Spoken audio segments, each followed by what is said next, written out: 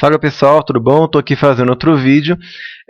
Nesse vídeo aqui, como está destacado aí no título, eu quero mostrar para vocês, principalmente que estão começando, a importância de você ter um arsenal, uma biblioteca pessoal, né, igual eu escrevi aí no título, porque é uma coisa que mais para frente, às vezes quando vocês estão estudando, no começo dos estudos ou durante mesmo a faculdade ou o curso que vocês estão fazendo, vocês às vezes demoram um tempo para vocês perceberem a importância disso, mas eu quero mostrar para vocês aqui nesse vídeo como que é importante a gente ter um arsenal, uma biblioteca de arquivos que vai facilitar o trabalho, tá? Então, o que eu estou querendo dizer com isso?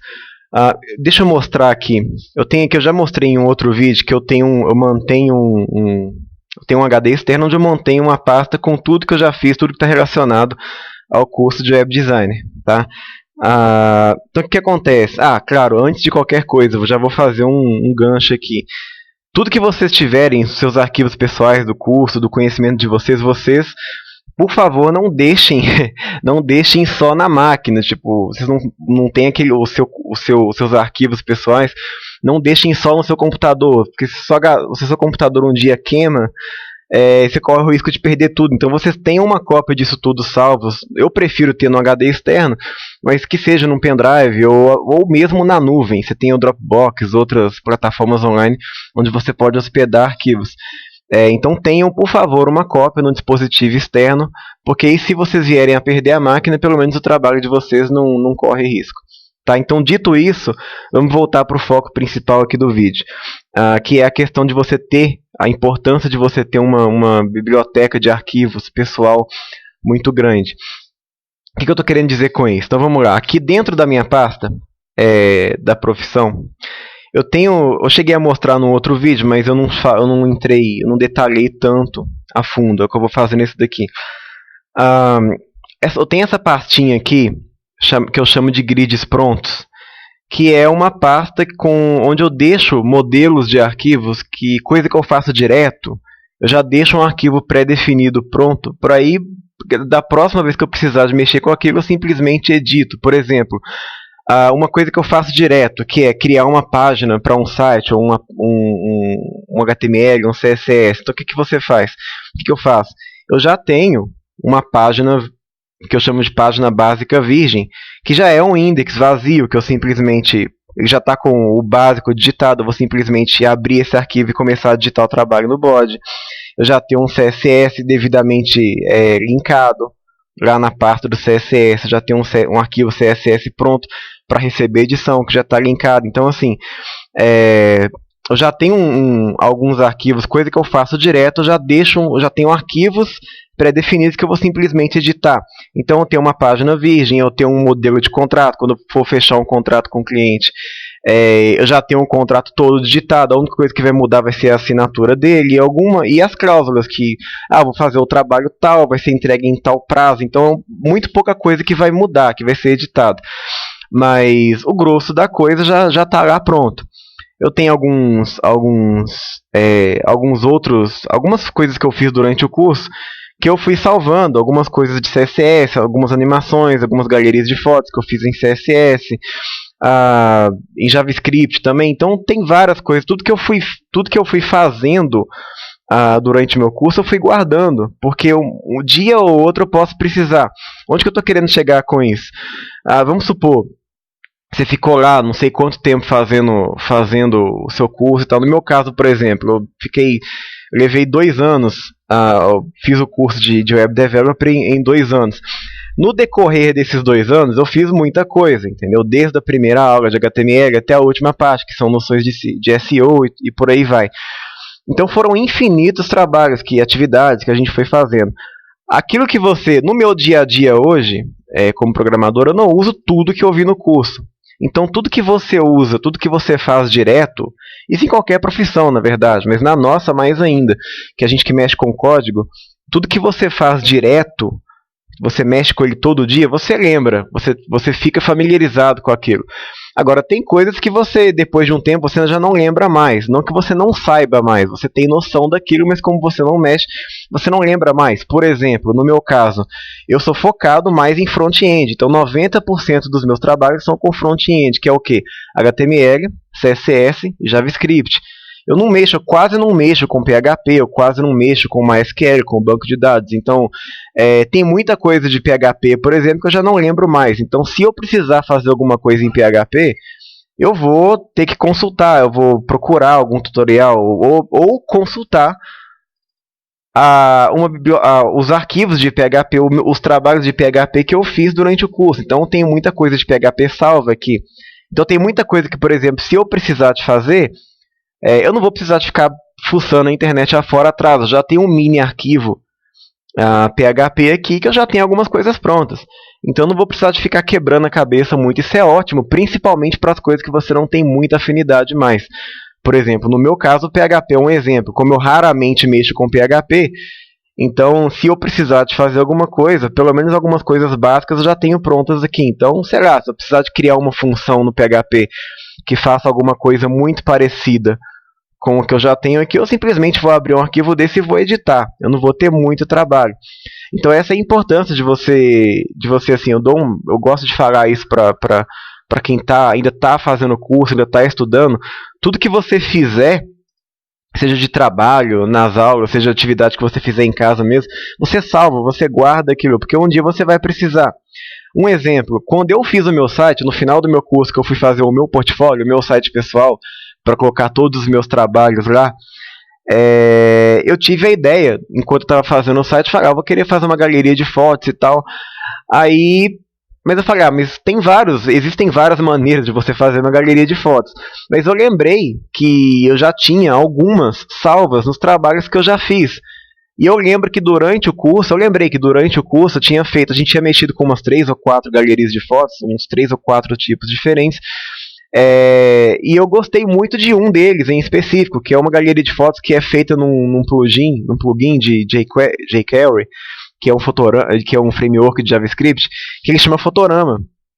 E eu lembrei que eu gostei muito desse Fotorama. Eu tinha esse Fotorama salvo nos meus arquivos. Aí eu lembrei, eu acho que o Fotorama ia ficar bacana de fazer. O Fotorama, para quem não sabe, eu tenho ele salvo aqui. Então, aqui, galeria de fotos com plugin Fotorama. Ele é uma galeria nesse estilo aqui, ó. Tá vendo? É uma galeria simples e é bacana. Ele tem um design legal. Então você clica nas miniaturas aqui, ó, e aqui em cima você vê a foto inteira. Então você pode passar tanto aqui por cima, tanto aqui por baixo. Eu lembrei desse estilo e falei, eu acho que nesse estilo aqui ia ficar bacana no site e tal. Aí eu lembrei que eu tinha esse arquivo salvo. Ou seja, então eu não precisei de quebrar muita cabeça de, mas aí se eu não tivesse esse plugin salvo aqui, ia ter que procurar, pesquisar, baixar, ia ter que digitar boa parte do arquivo. Então eu tive a ideia de colocar esse plugin no site, eu já tinha ele salvo aqui. Então o único trabalho que eu tive foi pegar boa parte do trabalho, já estava pronto, foi trocar as imagens, colocar as imagens do plugin, o modelo do plugin, pelas imagens que eu ia colocar no meu site e editar o texto. Então fui abrir já tinha o index pronto, então simplesmente editei aqui a fonte das imagens, entendeu? O link do arquivo. Então isso facilitou bastante o meu trabalho. Então essa parte do trabalho de montar a galeria de fotos, eu tive uma economia de tempo muito grande.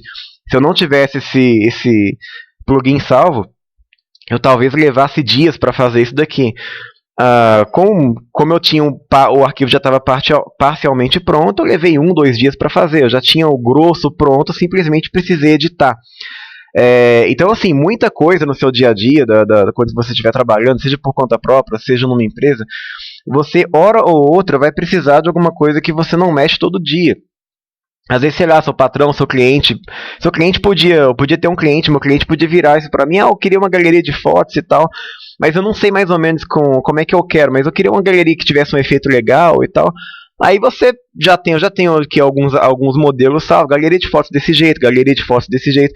Você mostra para ele, se ele gostar, eu tenho uns modelos prontos aqui, você mostra para ele, eu tenho isso daqui, por exemplo. Você mostra para ele, ele gostou, acabou, entendeu? Então o único trabalho que você vai ter que ter vai ser editar um modelo que já está parcialmente pronto. Você não vai ter que ficar criando coisa do nada. Então isso já facilita bastante o trabalho. Muita coisa você já consegue render, mas quando você já tem um arsenal de arquivos muito grande. Então tudo que vocês fizerem durante o curso, todos os seus trabalhos, você fez um trabalho de CSS, tem aqui o CSS, por exemplo. Existem algumas animações que você não precisa de mexer com Flash, com JavaScript para fazer. Você pode fazer usando só CSS e fica uma coisa bacana. Então, por exemplo, então tem aqui algumas animações em CSS, por exemplo. Exemplo 1. Então eu executo o arquivo aqui. Tá vendo? Isso aqui foi feito só com CSS. Então, se algum dia eu precisar implementar isso aqui em algum lugar, em algum site, entendeu? Ou o cliente me pedir alguma coisa parecida, eu posso simplesmente já pegar esse modelo que eu já tenho pronto e editar ele, entendeu? Eu posso mudar as cores, posso mudar a forma dos objetos. Então, 80% do trabalho eu já vou ter pronto. Então, assim, é muito importante você já ter uma biblioteca grande, para você não ter que criar todos os seus trabalhos a partir do zero. Porque, igual eu falei também, muita coisa você já não vai lembrar depois de um tempo. Você vai permanecer com afinidade, você vai lembrar de coisas que você mexe todo dia. Mas algumas coisas... Aí, tem galeria de fotos também que é feita só com CSS. Então, assim, tem muita coisa bacana. Eu acho muito bacana você salvar tudo que você faz, porque um dia você pode precisar daquilo. Igual, por exemplo, aqui eu tenho os meus grids prontos, mas aqui eu também tenho todas as aulas. Desde o começo do meu curso até o final, eu salvei tudo que eu fiz. Então, lá do começo, PHP, SEO, entendeu? HTML, desde a primeira aula de HTML eu tenho todas as aulas aqui, atividades, material de consulta. Eu tenho tudo que eu fiz, tudo que o professor explicou. Às vezes ele passa um exemplo e tal, um arquivo pronto, eu já baixo, já deixo salvo. Porque um dia eu posso precisar voltar nisso aqui. Então já tem um formulário aqui mais ou menos pronto, entendeu? Então se eu precisar, sei lá, de um formulário pequeno, com algumas informações básicas, eu já posso simplesmente pegar essa aqui e editar, mudar a cor dele aqui, mudar a fonte e tal, mas o grosso da coisa já está pronto. Então, assim, uma dica que eu dou para vocês é vocês terem vocês salvarem tudo que vocês fizerem ao longo do curso de vocês, e depois, durante a carreira de vocês, quando vocês estiverem trabalhando, fiz um trabalho, salva ele, não joga fora.